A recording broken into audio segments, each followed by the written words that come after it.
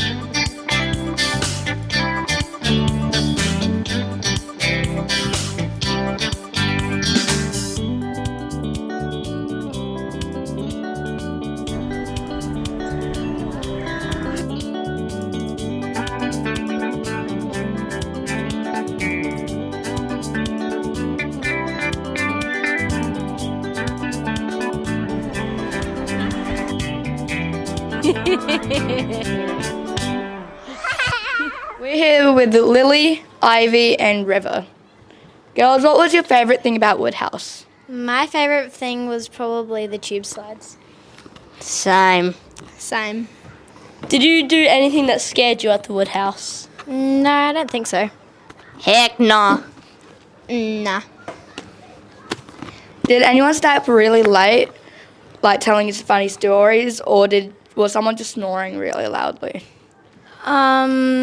No one stayed up really late, but there was some girls in my dorm that were snoring. Cora and Elise? Oh, damn, they were going off. And everyone stayed up really late in my dorm. What was the funniest thing about camp? Probably when Stas was in front of us on the way back from Woodhouse on the bus, and he was trying to take me and the girls' pillows. Probably when Cora and Elise were snoring, because then we got told off like a million times because we kept laughing. Probably the talent show, because me and Ivy were laughing a lot in it. Did you enjoy the food? Yes? Heck nah. I liked some of it, but not all of it. Okay, thank you, girls. Thank you guys for joining us. That's okay. Yeah. Here with Mr. Lindsay. So, Mr. Lindsay, where did you go? So all the Year 5s teachers and students went to the AFL Max and also to the beach house. Wow, that's awesome. So, Mr. Lindsay, what was it like at camp? If you had a chance, would you go back? Yeah, absolutely. I love camps. It's a great experience for kids to get out and enjoy each other's company, develop some new skills that they might not do in the classroom. And it's also one of the things when you're an adult that you look back and you go, wow, that's the thing I remember about school is my camps. So I'm a big believer of camps. Love it. AFL Max is really good, great fun, and also the beach house is just wonderful. Wow, that sounds so nice. Well, I'm glad you had an amazing experience. How would you rate the students' behaviour? Oh, it was pretty good. We had a bit of a chat before we went and said about the expectations. But yeah, the Year 5s are pretty good with their behaviour, and they were fantastic. I take it was amazing. So, how much sleep did you get? Well, I personally got a fair amount of sleep because I snuck myself away. But I know that a few kids were pretty tired the next day, I'll just say that. Nice. Wow, thank you, Mr. Lindsay, for taking your time. And, well, on your next camp, we hope you have the same amount of fun. Hi, Mr. Hanson. So, what was the highlight of the Year 5 camp? I enjoyed all the camp.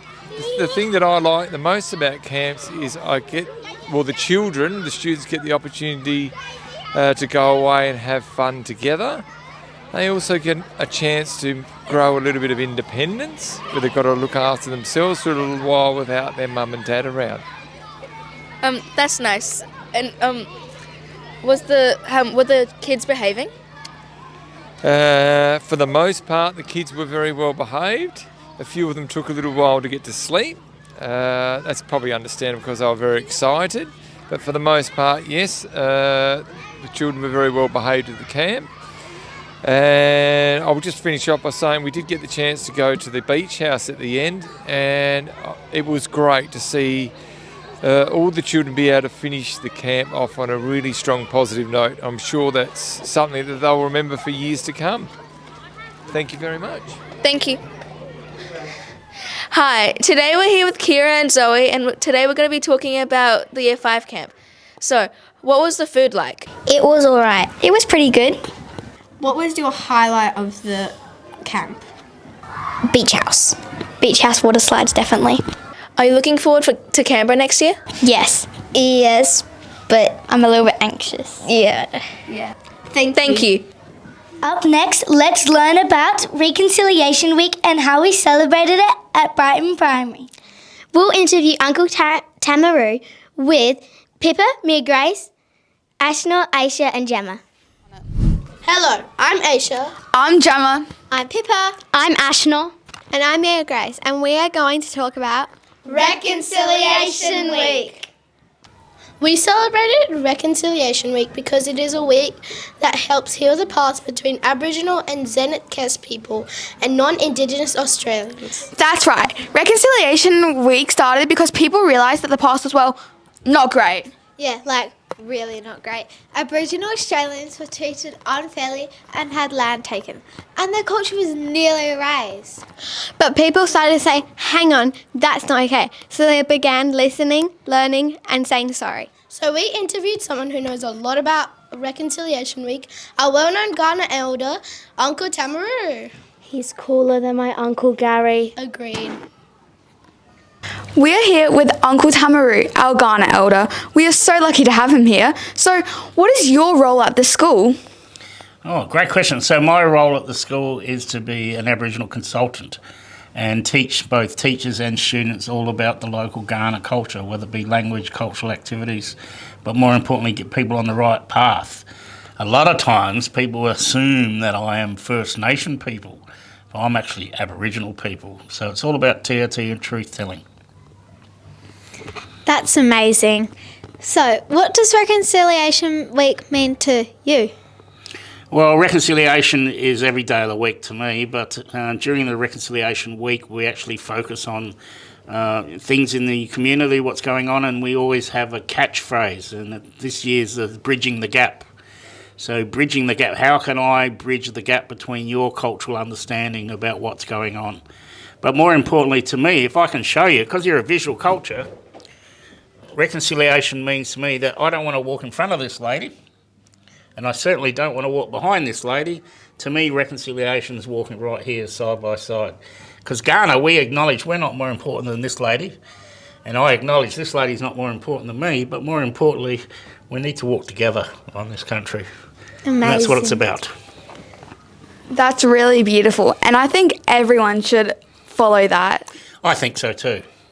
That's how this country can move forward together. Yes.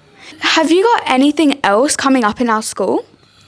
Well, yes, we've got a couple of projects that I want to drive. One of them, I walked around the other day and I noticed an old cow, porcelain cow in our bush tucker garden. And it was all matted and torn, so I'm going to take that out, sand it down. I think the school can do a project together, put some art on it. And Rebecca and I and one of the beautiful parents are going to do a reconciliation garden out there near the Oval as well. So part of the reconciliation garden is to have some foods from your culture and foods from my culture coming together so we can sit down and eat them both together. And if you don't tell the secret, one of the secrets is that Rebecca's asked me to carve a Ghana shield out of one of the trees in the Oval. And then we'll take the bark, the shield off the tree, and then we'll fix it and we'll do our acknowledgement of country and put the shield in the reception. That's amazing. I'm so excited for this. What about you, Pippa?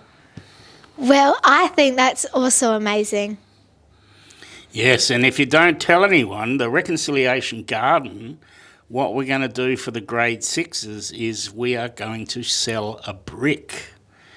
So each student in grade 6 has the opportunity to buy a brick paver, and to write their name, what their favourite thing is, whatever, and then we'll put it in the ground and it'll be there forever. And one of the walkways, we're looking at doing a time capsule as well to see what you guys are learning now. And if we open the time capsule in 10 years, like today, you might want to be a nurse, but I'm sure looking at you guys in 10 years, you might want to be influencers or YouTubers. So this is about what's going on in your life. So it should be lots of good projects coming up. Thank you so much for joining us today, Uncle Tamaru. Do you have any take-home messages for us to go take home to our families? Oh yeah, I think my favourite one that I shared with Rebecca at my job interview is the number one thing I want to teach both students, teachers and parents is Natalia. So Natalia is quite special in my community, which means my respect. We need to start respecting each other, respecting our teachers and respecting our school. Pretty much it's one of our core values here at Brighton, so it's all about respect. Thank you. Natalia. So, what does Reconciliation Week mean to us? It means listening, learning and making sure we all feel included. Reconciliation Week is the perfect time to start making small changes, like learning about Aboriginal and Zenith cultures. Exactly. You can start by reading a book, watching a documentary, or just listening to someone share their story. It's all about learning from others. You could also ask questions. Don't be afraid to ask about Indigenous history or culture.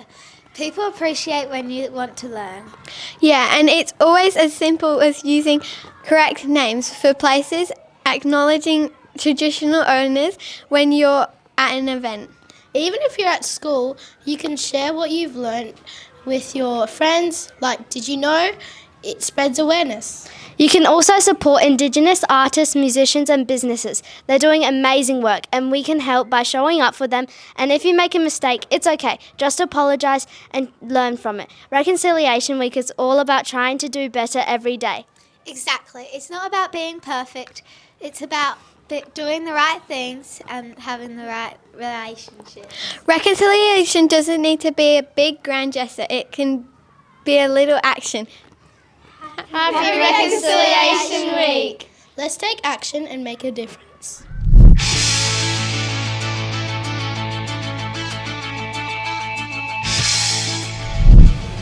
Hi, and welcome to the Seagull. This week we look back at all the awesome SAP Salsa carnivals we took part in. From soccer and basketball to cross country, rugby and even pedal-free, we've been busy. Last term, some of us travelled to different schools and fields to represent our region. We wore our school colours with pride. At cross country, everybody pushed their limits to run at their best. It was muddy, cold and amazing. And at pedal-free, teams raced human-powered vehicles around the track. The energy was electric. We also spoke to two SAP Salsa athletes about the experiences. First, here's some questions we asked our soccer superstar. Hello, we're here with Jack and Adil who took part in the SAP Salsa Soccer Carnival. How did it feel to get selected? It was really nice and I was very excited. It was an honour. What was your favourite moment in the carnival? It was probably when I scored 2 goals. Hanging out with friends and definitely winning games.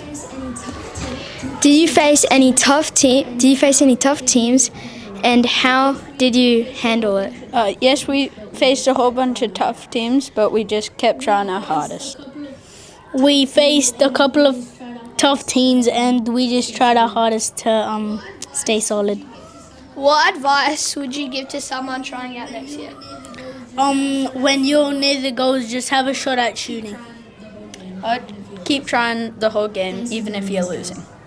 Thanks for joining us, guys. Hi, today I'm here with Faye, who got selected for the Sapsaza soccer team. What was your favourite moment during the carnival? At least winning at least 2 games at max. Did you face any tough teams and how did you handle it? We did face some tough teams, but we just kept our structure in the game. What advice would you give to someone trying out next year? Try to pass the ball a bit. You don't want to be hogging the ball the whole time. Well, thank you for joining me today, Faye. You're welcome. At the Year 3-4 Rugby Carnival, hosted by Brighton Primary School. Today we'll be interviewing some coaches, players, Jeff, and a few parents. And maybe some children. Hi, I'm here with Dusty, who's a Year 6 coach for the 3-4 Tacker Rugby Carnival. Hi, Dusty. Hi. What's been going on today? Not much has been going on today. We just finished our second game, which was good. We lost by 1 try, which is a little sad, but that's okay. Our team's going really well and are having fun. Have you noticed any improvement from your team throughout the day? Yeah, I have actually. We've only played 2 games, but our first game they didn't really know what to do, and then we practiced a little more, and then they got the hang of it more. So the first game we lost by 3 tries. Now we're only lost by 1, so we're improving a lot. Well, thank you for joining me today, Dusty. Thank you, Sophie. Today we're here with Jeff, the upper primary health and PE teacher. How's the day being so far? Very good. We've got 85 students out here. We've got 7 teams. We've got lots of excellent Year 6 students that are coaching the teams. And I think we've only had 1 injury so far, so it's a good day. How did you choose the coaches who were coaching today? They had to apply, they had to write an application. And so I just read through their application. They had to have a referee, one of their teachers, to say yes, they're going to do a good job. And then I chose them. Is this any different from the Year 6 Carnival? Oh, it's pretty much the same, except for we haven't got as many schools here. We've only got one other school, All Saints. We've got 1 team, whereas the 5-6 comp, maybe I think we had another 3 or 4 schools arrive. So it's tricky with rugby, trying to get other schools to come out. But when they do come out, they have a good time and it's all fun. Are you proud of all the Brighton kids here? Yeah, they're doing a really good job. The idea of today is they win values awards like respect and including each other, and so that's what we've sort of been trying to teach them. It's not just about having fun and winning, but it's actually about including everyone on your team. Have you noticed any improvement throughout the day? Definitely. So this orange team, for example, over here have started to work out some of the rules, but thanks to the Year 6 coaches, they're pretty well trained. Well, thank you for joining us today, Jeff. You're welcome. Today we're with our 2 of our coaches, Billy and Callum. What are you enjoying about this? Just coaching, seeing the 3-4s having fun. It's just a good experience. You, Billy? Yeah, same with Callum. Like having a good time and seeing them learn. Some of them don't know how to play rugby before, so seeing them how they like it and what they like about rugby, and some good players. Yeah. Are you guys on the same team as coaching? No. Have you versed each other? No. Are you gonna beat them when you're gonna do it? Yeah. Are you gonna beat them? Yeah, we're looking forward to the match, but I reckon we got it in the bag. How has your day been so far? It's been really good. I had lots of fun. Did you do any trainings leading up to the carnival? Not really, but we did about 3. Have you enjoyed this carnival so far? Yeah, because yes, I have. Have you felt you improved across the day? Yeah. Thank you for joining me today. In Pedal Prix this year, we've had 2 races, one at Taylor Bend and one in the city at Victoria Park. Let's hear from two of our athletes.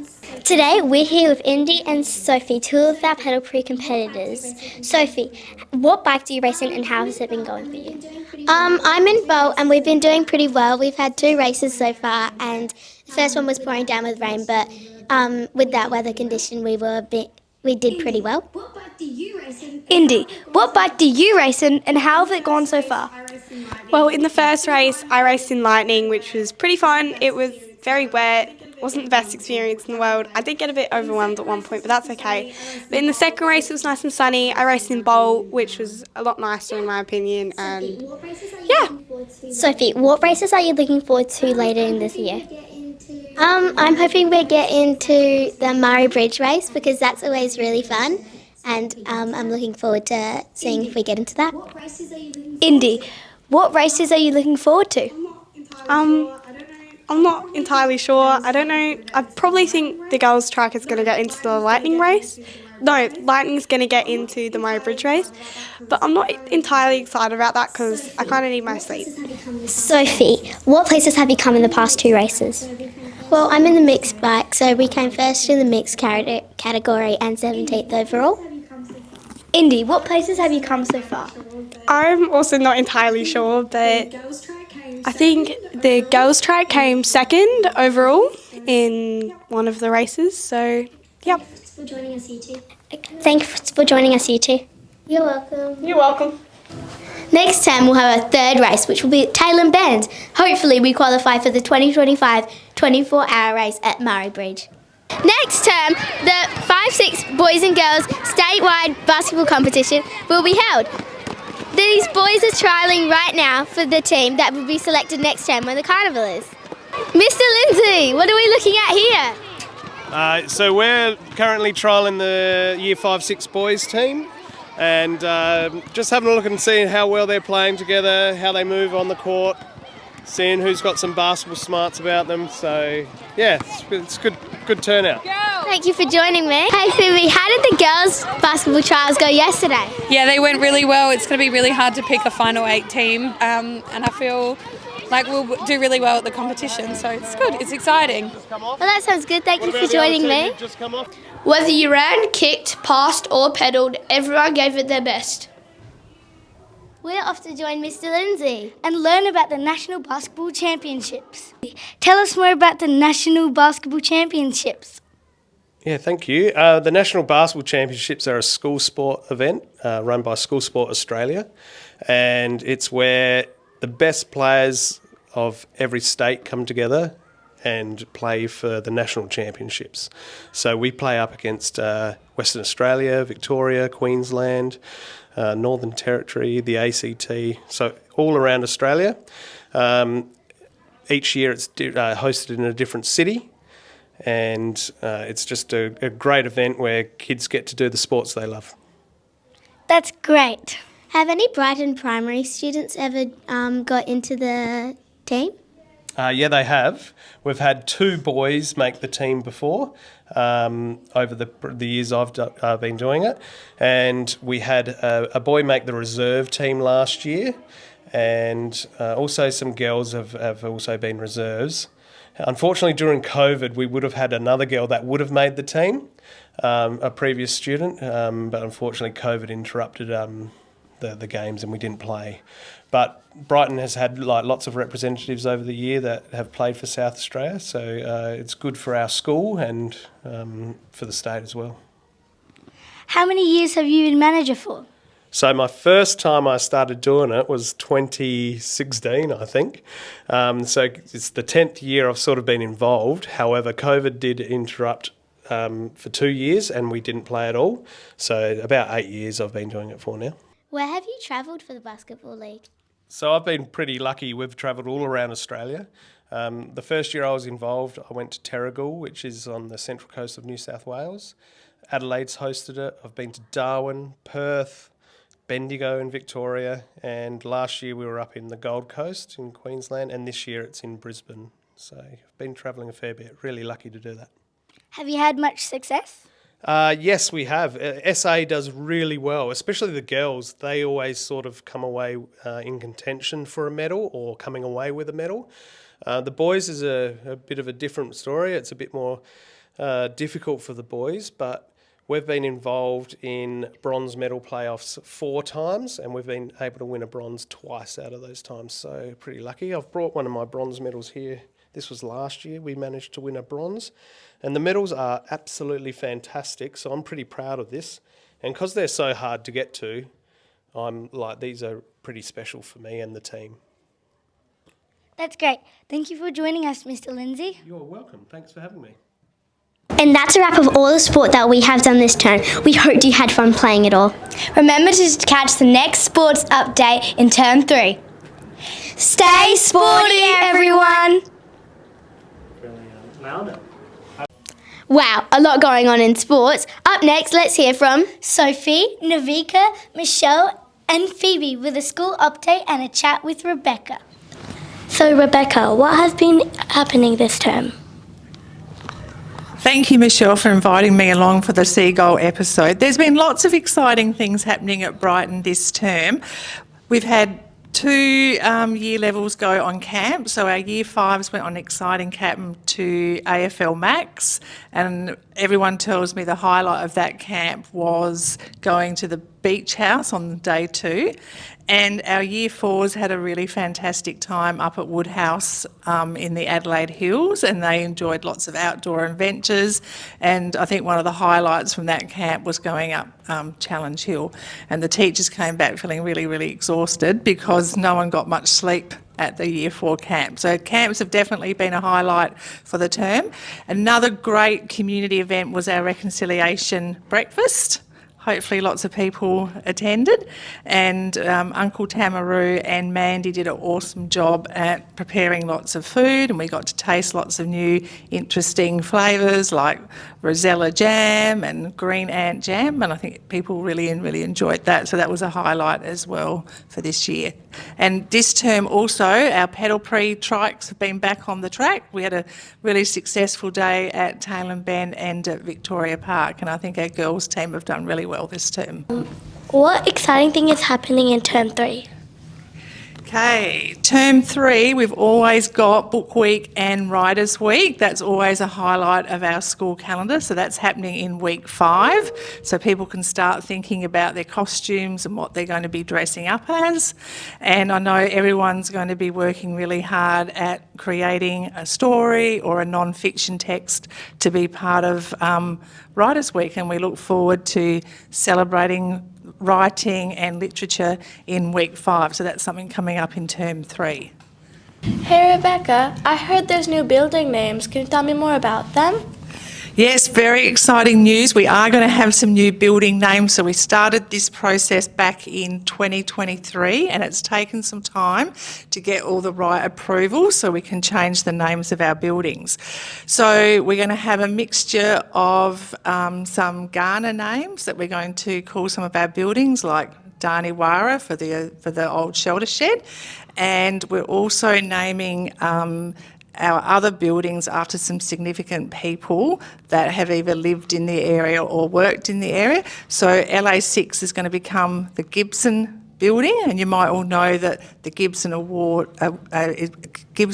is presented also at the graduation, the Year 6 graduation. So she was someone who had a lot of leadership roles in education in South Australia. LA4 is going to become the Spence building, and LA3 is going to become the Mawson building.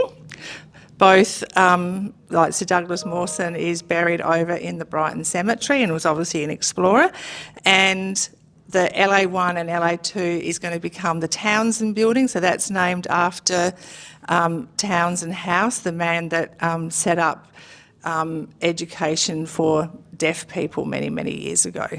Hey Rebecca, I heard there's new logos this year. Could you tell me more about them and the process of making them? Okay, thank you for that question, Sophie. Yes, you've got the new logo on your school top. So that's something that Governing Council worked with the community on about 18 months ago. We really wanted the logo to be inclusive of the Centre of Deaf Education. So if you think of the old logo, it just had Brighton Primary School. So we wanted it to be inclusive of the Centre for Deaf Education, but people wanted to keep the life buoy and the sea because obviously the school has a strong connection to the Brighton Beach area, so that's why it's only been slightly tweaked. Thank you, Rebecca, for joining us today. Okay, everyone, going back to the studio. Hey, I'm Fee, and today I'll be talking about the business and enterprise stores. But what is the business and enterprise stores? All the Year 6 stores is where all the Year 6s make fun games, amazing products, and tasty treats. Today I'll be interviewing Isla before the stores and Aoife, Rebecca, and Michaela after the stores. So stay tuned. Isla, what are you making and how did you decide on what to make? Me and Lola are making cookies, brownies, and selling fun toys for little kids. We decided on doing baking because me and Lola love baking, and also the toys are for little kids who might not want food. That's cool. I like that idea. Question 2. If you could do it again, would you do the business different? No, I'll keep it exactly the same because I like it. Okay, that's nice. What is your name? The name is Silly Geese. Question 3. I heard you must do a Shark Tank. What was that like? It was where there were 3 teachers and they had to watch us do our presentation, also with 2 other classes. When you go up at the front, you have to show your product and explain why I think it's a good idea to sell it and what it is. Oh, was it fun? Yes. Cool. Thanks for your time, Isla. Stay tuned for my interview with Aoife, Rebecca, and Michaela after the stores. Wow, there's so many amazing businesses today.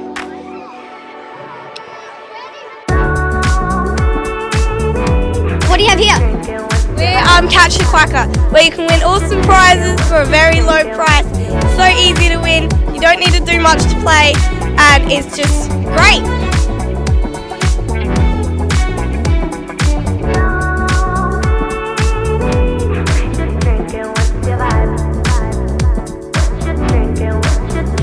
Hey, what are you guys selling here today? We're doing a spin wheel, so if you land on, say you landed on lollies, you get to pick any 3 lollies from here. And then we're also selling raffle tickets. Yeah, and then the posters up there. Hey, what are you guys selling here today? We're doing a lucky dip, and we're giving away prizes. So like all of these and this, and also some baby passes. Hey, what are you selling here today? I'm selling bath salts and a lucky dip. Hey, what are you guys selling today? We're selling paper flowers and bracelets. Yeah.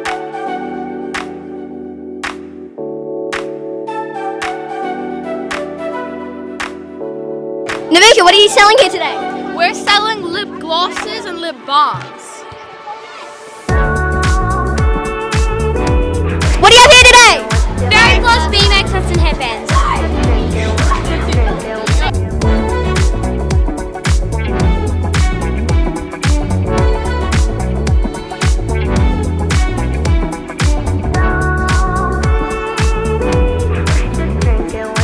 What are you doing here today? Right now, I'm preparing gourmet sausages for our customers. Sounds delicious. It will be.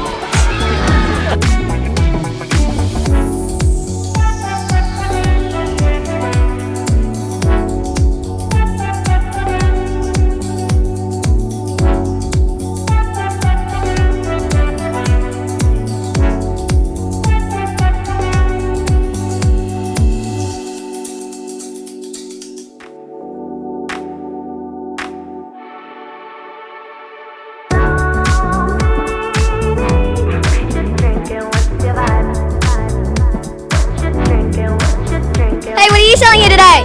I'm selling crochet items. I have 3 more. Hey, what are you guys selling here today? We're selling homemade stickers, keychains, and brownies. Cool. Wow, what an action-packed term we've had. Thank you for joining us on episode 2 of The Seagull. Make sure you look out for episode 3 next term. See you later.